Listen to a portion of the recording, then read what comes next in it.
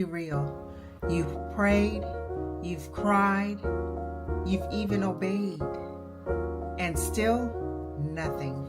No breakthrough, no answer, just silence.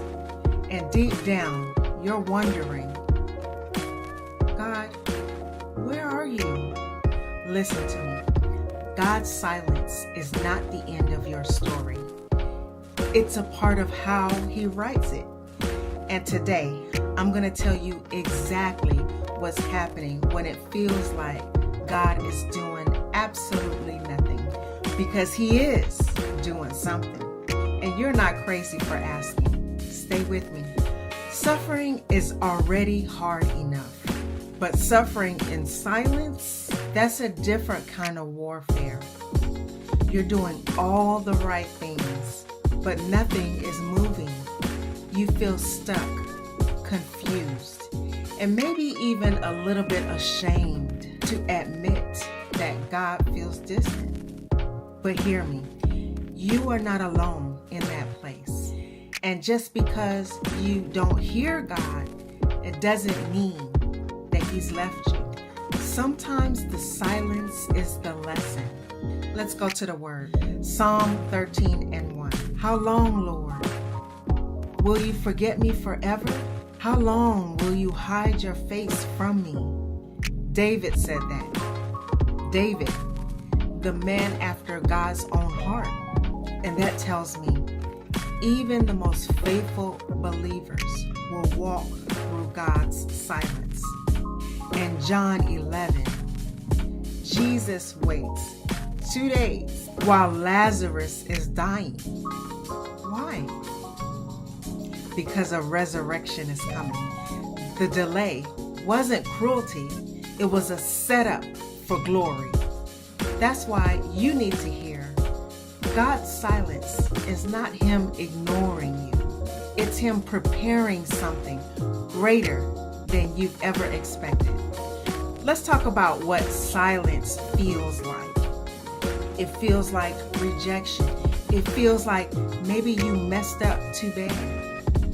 It feels like maybe you don't deserve to be rescued. But let me expose that lie. God's silence is not a punishment.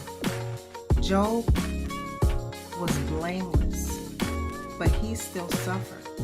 Jesus, God, was on the cross and still cried out, "My God, why have thou forsaken me?" So no, God hasn't left you.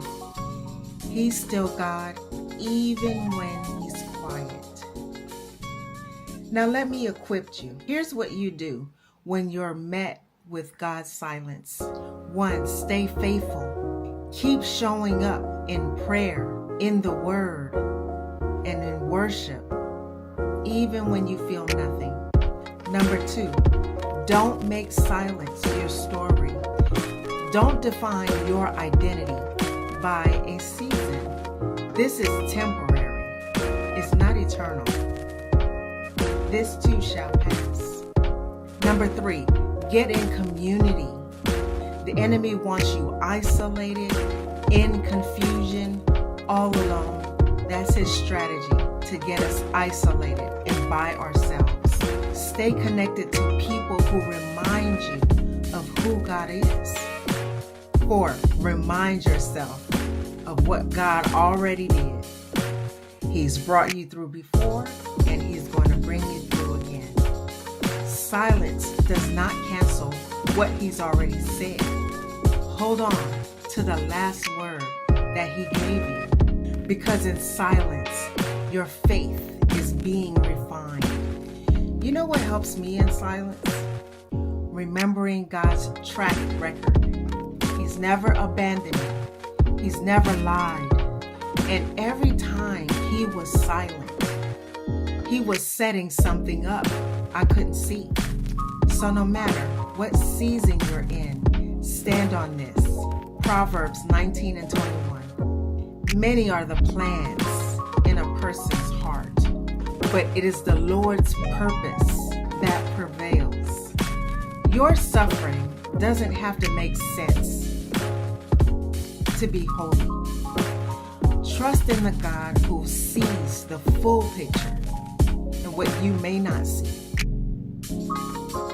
If this spoke to you today, I want you to comment down below the word "still trusting."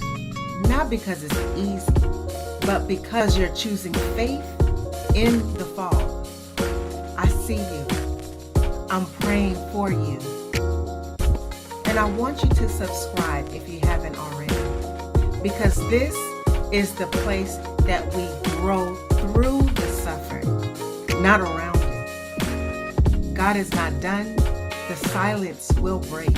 And when it does, you'll see why He held back the answer for so long.